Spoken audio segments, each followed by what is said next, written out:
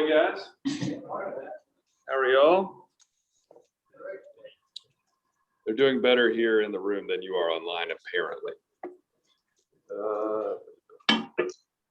Well, I thought for this morning, I kept going back and forth on what to do, whether to do something on the resurrection or I really like the Last Supper. I really like the Garden of Gethsemane.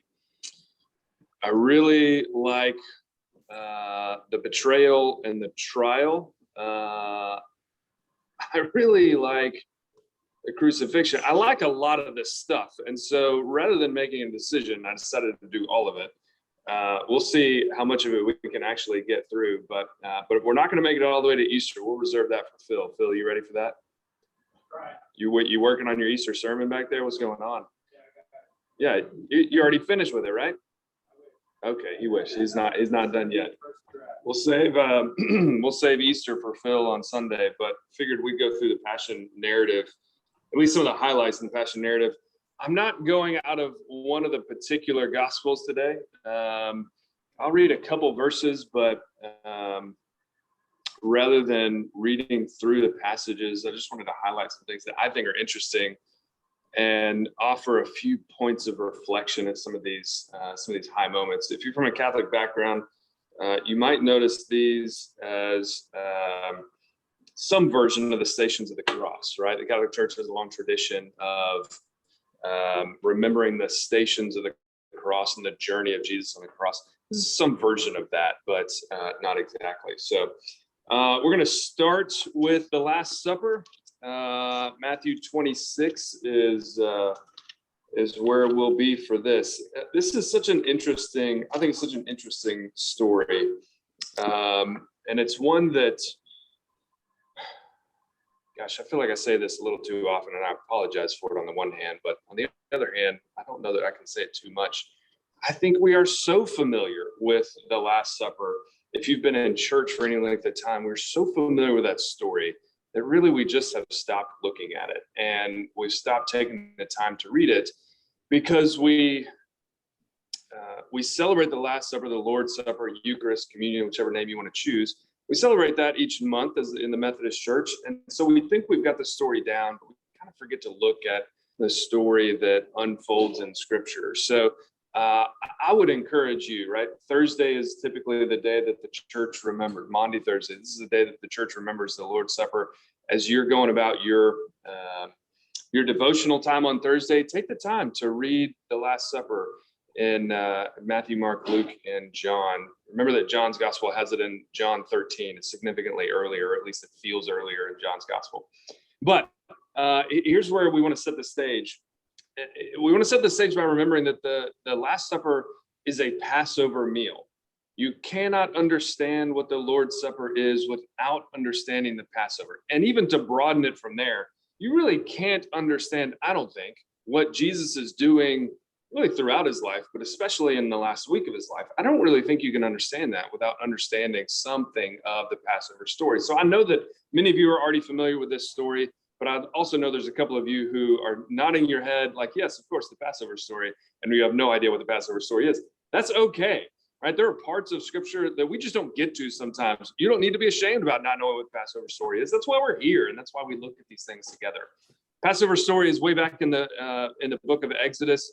This is the 10th plague. If you remember the plagues that God sends on Egypt through Moses, the Passover is related to the 10th plague, is the plague of death. And what God tells his people through Moses is to sacrifice a lamb, get ready to leave, sacrifice the lamb, put the blood of the lamb on your doorpost, so that as death passes over the houses of Israel, it won't enter, and will only enter the house of Egypt. Because God has tried every possible solution to free his people, and none of it has worked. And so Passover is kind of the end or the culmination of that story. And so it's the blood of the lamb that marks the homes, that marks the identity of the people of God. And the remembrance of that event, right? That event ultimately leads to the deliverance of God's people out of Egypt, out of slavery, into the promised land and into life and life abundant. The remembrance of that event is the central act of worship for Israel from that day forward, really. So when Jesus is in Jerusalem, he's already entered Jerusalem in the triumphal entry. This is what we looked at last week. He's entering Jerusalem along with thousands of other people because this is the time they're remembering that particular story. And so Jesus gathers his disciples and he says, hey, it's time for us to celebrate the Passover. Go find us a spot. And he does something kind of similar to the triumphal entry. If you remember that story, right? He says, look, he says to two of his disciples, look, go into town. You're going to find a guy carrying water, which I love. How many people in Jerusalem would have been carrying water? We don't have indoor plumbing. You're going to find a guy carrying water. Tell him that the Lord is ready to celebrate the Passover meal. And he'll say, okay, I've got a room. It's ready to go. It's upstairs. It's the upper room. And that, lo and behold, that's what happens. It's the same thing as the triumphal entry and kind of the predicting where the donkey is. The important piece here is not that Jesus has radar lock on all of the vacant upper rooms in Jerusalem. The important piece here is that Jesus is moving with intentionality toward this ultimate climactic event in his life. And it really, this is the beginning of the end, I think, of that story. So they meet in the upper room, and remember that the Passover meal is characterized by a couple things. You've got 3 foods. You have unleavened bread, right? We're in a hurry to leave Egypt. We don't have time to allow the bread to leaven. So we have unleavened bread, bitter herbs to remember the slavery, and you have lamb to remember the sacrificial lamb whose blood marks us, whose blood identifies us as belonging to God. So these are the 3 foods, and Jesus reinterprets the meal in light of himself, right? So you have the 3 foods, and then you have 4 cups, right? You have the cup of benediction, which is first. You have the cup of the cup before the meal, I think, is the next one. Somebody's going to know the answer to this. Then you have the cup of blessing, or the cup of redemption, and then you have the cup after the meal, the cup as you sing the Hallel. So we think this is the cup of blessing, the cup of redemption. It's not all that important, but Jesus reinterprets the meaning of the Passover meal in light of himself. It's no longer the Passover lamb and the blood of the Passover lamb that marks the people of God. What Jesus is saying is, it is my body. My body is the one that's broken for you. And one of the interesting questions is, well, yeah, but why not use the lamb? That would have been a much easier one-to-one connection. We can make some guesses. Nobody knows for certain, but I think we can make a pretty educated guess why Jesus doesn't use the lamb and why the lamb ultimately gets cut out of our celebration of the Passover meal, which has become known as the Lord's Supper. It's because the need for animal sacrifice no longer exists, right? With the death and sacrifice, with the sacrifice and death of Jesus, the need for a sacrificial animal is no longer present. That sacrifice has already been made once and for all. And so he uses the bread, I think, in this reinterpretive move to say, my body is broken for you. Do this as often as you eat it in remembrance of me, or at least that's the liturgy for it. It really comes more from Paul, but anyways. He reinterprets it and does the same with the cup, and saying, this is the blood of the new covenant that I'm making with you. Go back and read that story in each of the Gospels. You'll pick up some different pieces. Where I want to land is really, I forgot one thing. One of the interesting questions coming out of the Last Supper is this conversation that takes place between Peter and John. Do you remember this? This is actually in John's telling of the Last Supper. Peter motions to John, right? Jesus says at the meal, somebody here is going to betray me. And the way that John reads the story, Peter motions from across the room and says, ask him who it is. So John asks Jesus who it is, and he says, it's the guy that's going to dip his bread into the whatever when I do. Which always, doesn't it feel a little funny? Does it feel a little obvious for Jesus to just say this out loud? And if you're in the room and you hear this conversation take place, don't you think, well, I'm not dipping my bread in the thing, right? How does this happen? So I forgot, we've got a couple slides. This will help. Go ahead and move on to the next slide, if you would. Because we'll come back to it. Just real quickly, the upper room location, somewhere around here. Here's the old city of Jerusalem. Here's the Temple Mount. We talked about the Mount of Olives last week. Here's the Kidron Valley. By the way, that's the Gihon Spring that we talked about last week. So upper room, we don't know the exact location. There's a church built on the traditional location of the upper room, not the actual physical upper room that's there, but there's a church built on the ruins of what they think would have been the upper room. So go to that next slide for me real quick. We're often told, we're often picturing in the Last Supper, we're picturing Da Vinci, right?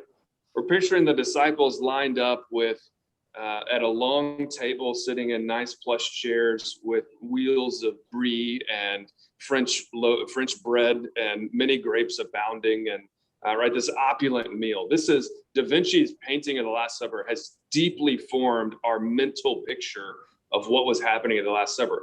The problem is it's all wrong, and so I just think this is interesting.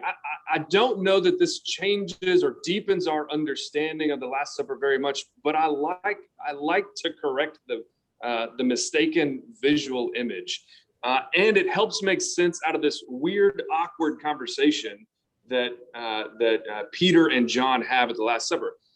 The Last Supper would have taken place at something called a triclinium table. This is a table that is three-sided. You can see the three sides of the table right here.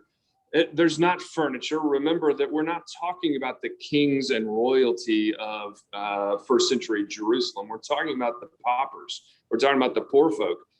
We don't have incredible furniture. We have the basic first century table, which would have been just a smidge above floor level, and you would have reclined at it. And so you can see the disciples reclining back. You would lean on your left hand because that's the hand that you use to clean yourself. And you'd lean on your left hand, and then you would eat with your right hand. And what that means, because your head is at the table, what that means is that you are reclining essentially head to chest, head to chest, head to chest. So the seating chart would have been as such. And there was a defined seating chart based on role, based on honor, based on position. So again, this is the actual seating chart that's listed here is a guess. It's an informed guess, but we don't have nobody wrote down the seating chart that night. They forgot. Their wives were at home. And so this is how John's gospel, I think, tells that story for us. Peter is across the table. He motions because he's the servant. He motions to Jesus. This is the seat of the most important seat. He motions to John across the table. Hey, John, ask Jesus, right? So here's Jesus. John is kind of intimately placed with Jesus and can ask him privately, who's it going to be? And Jesus is able to say, it's the one who's going to dip the bread in the thing. Well, who are the only two people that could dip the bread in the thing? John and Judas. And so that's how that story plays out. That's how that conversation plays out. It helps me make more sense out of a conversation that otherwise is outrageously awkward. And who in their right mind would have dipped their bread in the whatever? So that's the triclinium table for you. And that's the Lord's Supper. Here's the last thing that I'll say. I spent way too much time. I told you, I love these stories. I spent way too much time on this. Last Supper is an orienting event. The Last Supper orients us, and then not just for them. It's a reorientation for them. It's an orienting event for us. And here's what I mean by this. The Last Supper, it orients us backward in time to the finished work of Jesus on the cross, right? When we celebrate the Lord's Supper, it recalls the work of Christ on the cross. The Last Supper orients us forward to his return to complete that work. The Last Supper orients us inward to a self-examination. If this is God's love, how will I then live? Right? When we celebrate the Lord's Supper, when we remember the sacrifice of Jesus, it almost demands an inward self-reflection. How will I live in light of God's love for me? It orients us outward, right? Because every time we celebrate the Lord's Supper, every time we celebrate communion, it is a proclamation of the gospel. If you listen in worship, when we tell the communion story, it's a proclamation of the very heart of the gospel. So it orients us outward. It orients us upward toward the resurrection of Christ that we will share with him. It orients us aroundward, I guess. It orients us around to the community that shares this meal together. I think there is no more important event in the life of the church than the remembrance of the Lord's Supper, because it is not just a remembrance. It is a calling into the present, the mighty acts of salvation of God in the past, and calling into our presence, the very presence of Jesus. So this is the Lord's Supper. There's plenty more to reflect on. To be honest, I could have stuck just with that and spent the next 20 minutes talking about that, but we've got to move on to the Garden of Gethsemane. So Gethsemane is a commercial olive press, a commercial olive grove. You can see it on the map here. We want to orient ourselves. Here's Gethsemane. Here's the Mount of Olives again. Gethsemane sits on the hillside facing the Temple Mount. So I think this map is important, I think, for understanding what Jesus is really facing and the depth of agony that Jesus faces in the Garden of Gethsemane. If you're lost in the story, Jesus leaves the upper room and he goes out to the Garden of Gethsemane with just a couple disciples to pray. And we hear the content of that prayer here in just a minute. But the physical location, I think, gives us a little bit of insight. Go to that next slide real quick. This is what he's looking at. From the Garden of Gethsemane, this is your vantage point. If you're not familiar with this, this is the Temple Mount as it currently exists today. I took this picture from the Mount of Olives. We don't know the precise location of the Garden of Gethsemane, but the Mount of Olives just isn't that big. Really, Mount of Olives isn't the best name. It's really more like Mount of Olives, like Hill of Olives. That's a better name for it. It's not as majestic, but that's a better description of it. So the Mount of Olives, the Garden of Gethsemane, would have been looking out at the Temple Mount. As Jesus goes to pray that evening, as he leaves the old city of Jerusalem, walks down into the Kidron Valley and up on the Mount of Olives, why go out there to pray? I think it's to get this vantage point. Because from this vantage point, Jesus can see the Temple Mount, the place where thousands upon thousands of animals have been sacrificed for the forgiveness of sin, where thousands of animals have been sacrificed to the living God. It's where Jesus can see the altar of God, where the blood has been spilled, and where he will see his own blood spilled in an abandoned rock quarry in just a few short hours. Now imagine the anxiety, right? Each of the gospel writers has a different, Matthew, Mark, and Luke each have a different description, right? Some of them say anguish, some of them say agony. I think it's Mark that says ekthambeo, which is the deepest possible suffering. That's a good translation. This is where Jesus is emotionally. And I think the Garden of Gethsemane, this story is our best insight into the humanity of Jesus, because it's in this moment that he comes to God the Father and he says, is there any other way? And why might he be thinking about any other way? Go to that next picture real quick. Oh, oops. That's an extra picture. Also from the Garden of Gethsemane in one of the churches. There it is. When you're in the Garden of Gethsemane on the Mount of Olives, you're looking at the Temple Mount, but you're a 20-minute walk from that. That's the Judean wilderness. You're a 20-minute walk from escape. You're a 20-minute walk from complete anonymity. You disappear into that Judean wilderness, you know your way around, you will not be found.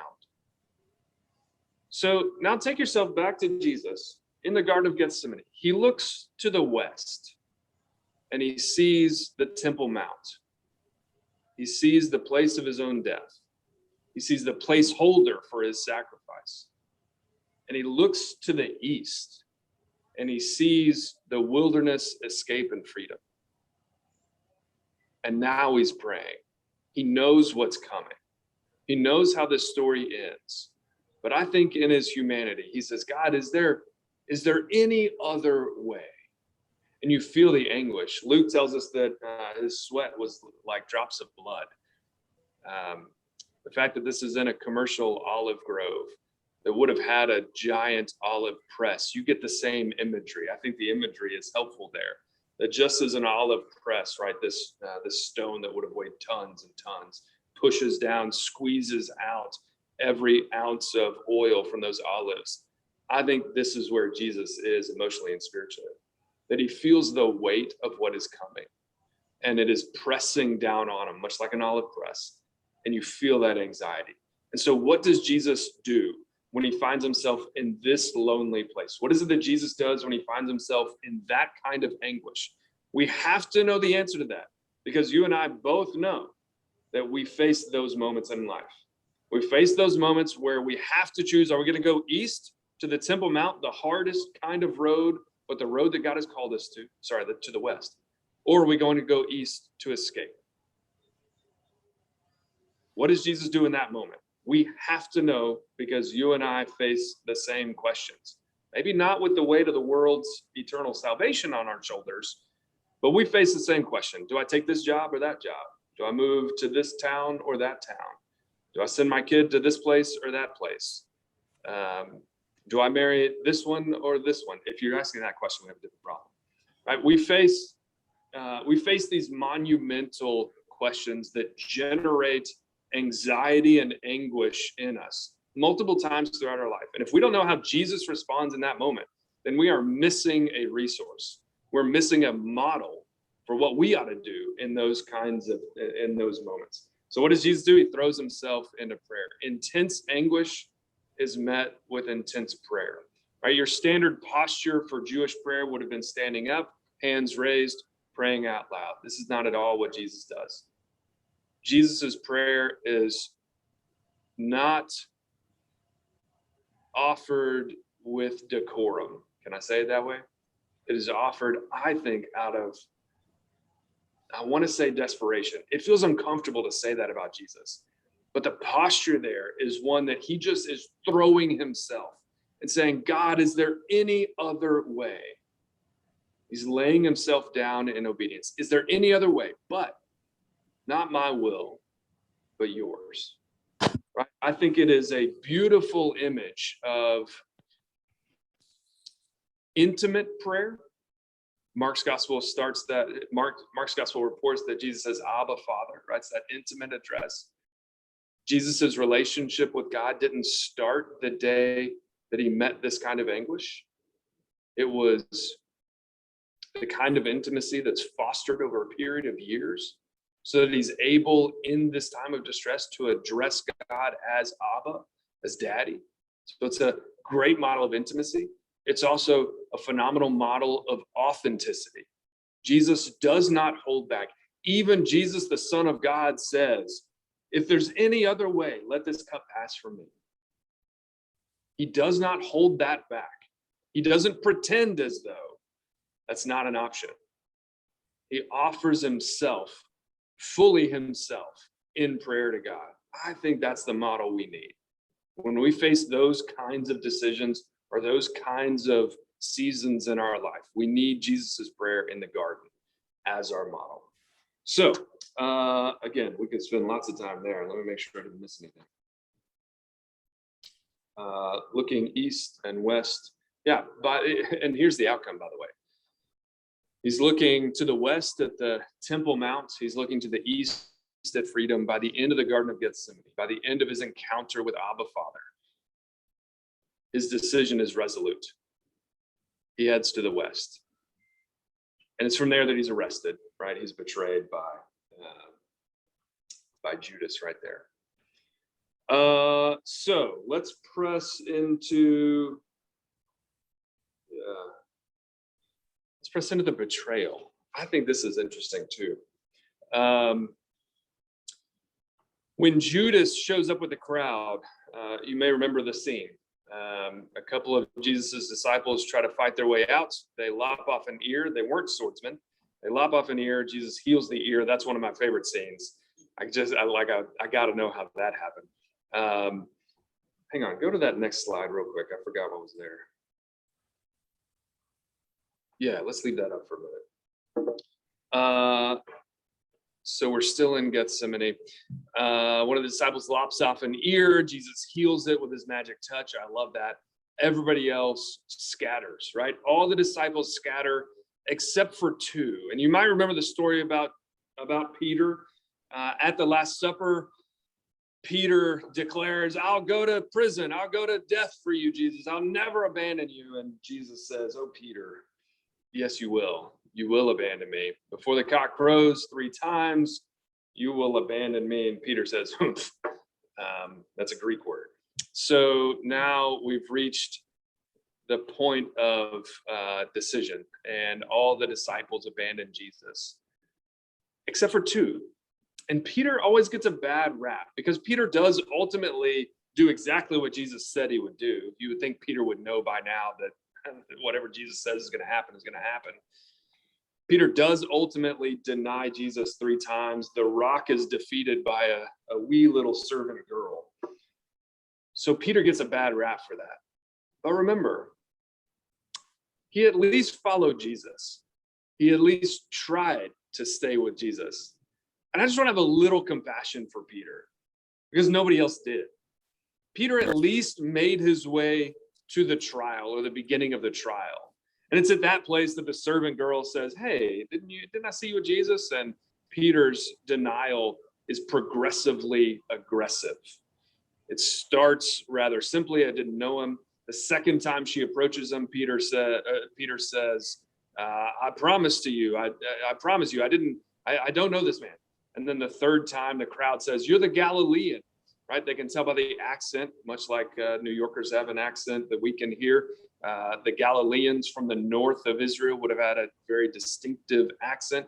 They say, you're a Galilean. Surely you were with this man. And this is when Peter is calling down curses and making oaths and vows about not knowing Jesus. The cock crows and Peter runs out. I think this is a really important contact point for us in Lent, because ultimately everybody does abandon Jesus in this story. And it's interesting that they don't cut this out of the passion narrative, right? If you're the disciples telling the story later, why don't you leave this part out? Why don't you leave Peter's betrayal out? Why don't you leave the fact that the disciples left him? Why don't you leave that out of the story? It's very embarrassing for these guys, but they don't. And for that reason, I think it's a great contact point with Lent, because they leave this embarrassing piece in because it confronts the reality that all of us abandon Jesus at some point. At some point, in small ways or in large ways, we all abandon Jesus at some point in our lives by not being who God made us to be. The fact that this is still in the Passion story means that we have to confront our own sin and brokenness, I think. Their betrayal is our betrayal, and we have to confront that. But as people who follow Jesus, we know that confession and sin never have the last word. And so if we fast forward just a little bit, one of the things that you can't help but see as you read through the story, through the end of the Gospels, is that Jesus calls every one of them back into the fold. Right? They abandon Jesus, but Jesus absolutely does not abandon them. So I think the betrayal is one of the stories that it's easy to throw rocks at the disciples at, but I'm so grateful that they left the story in there. And I'm so grateful that Peter at least had the courage to try. Right? That tells me, even knowing sometimes when I'm going to fail, I got to try. I got to try to stay with Jesus, because I know that even if I do fail, even when I do fail, when I will fail, Jesus is not going to abandon me. He calls us all back in. So I love that part of the story too. The trial comes next. We're not going to spend much time in the trial today, other than to say this. There's a Jewish trial. There's a Roman trial. You can go back and read those. You'll need to read through all of the gospel narratives really to get a full picture of the trial. But the trial, I think, is a reminder for me of this simple reality. We got to make a choice, right? All of us have a decision to make about who Jesus is, and that's what the trials are about. Trials are about who is Jesus. We're faced with the same decision in our own life, and that's a decision that we've got to make. And once made, we've got to allow that decision to form and shape every element, every aspect of our lives. The trial stands as a reminder of that, but we're not going to spend much time on it. To the crucifixion. What time is it? 7:35. Hang on. All right.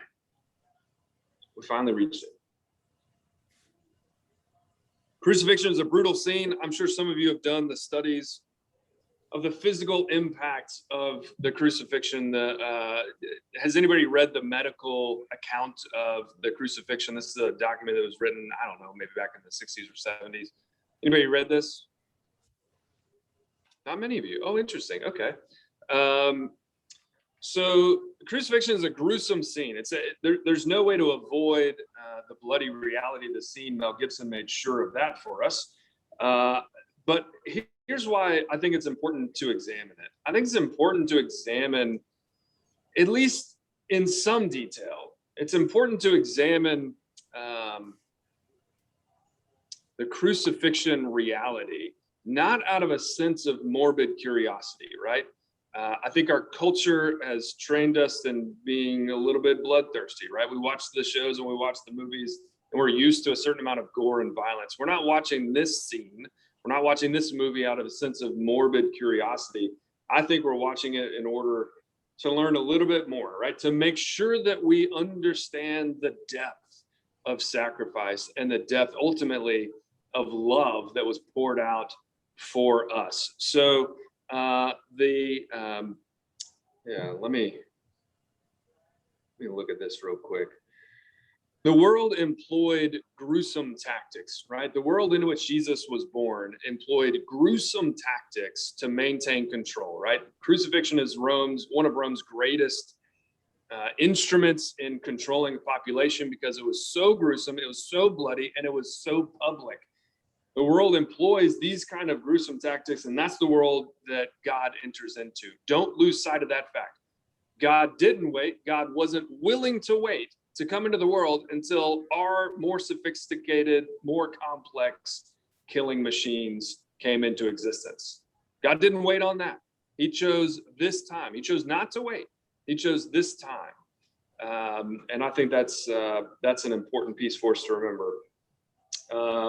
So it would have starting with the scourging. You can go back and read more. It's hard to read, if I'm being honest, but the scourging or the flogging would have taken place with a whip that had something on the end of it, whether it's, pieces of bone or pieces of, metal that are tied into the end of the whip. That the whip would have had that on it. And as they would have flogged Jesus, this shreds the flesh on the back. That'll be important. And it'd be very easy to kill somebody from this kind of flogging. Then you have the crown of thorns, which is often treated as a form of torture by us. But for them, this is less torture and more mockery, this crown of thorns. It's not that there would have been giant thorns digging into Jesus's brain cavity, right? This is kind of what we imagine the crown of thorns to have been. It really wasn't that kind of thing. This was an act of mockery to go with the robe, right? So you have this mockery, you have this torture, and then you have the journey to Golgotha. And the reason that the flogging comes back to us in this story is remembering that Jesus would have been carrying the patibulum. The patibulum is the crossbar on the cross. The stapia, is that the right word? The stipes, sorry. The stipes is the upright piece. And in most cases, the stipes would have been stationary. That's a piece of the cross that stays in place because crucifixion isn't a one-time-a-year event. Crucifixion is a regular occurrence in Rome's world. So the stipes is in place. The cross that Jesus carries most likely is the patibulum or the crossbar. He would have had to carry that. It would have been heavy enough where he would have had to carry that where? On his back. Jerusalem's a very hilly place. I mean, similar to Atlanta in the terrain, very steep hills around Jerusalem.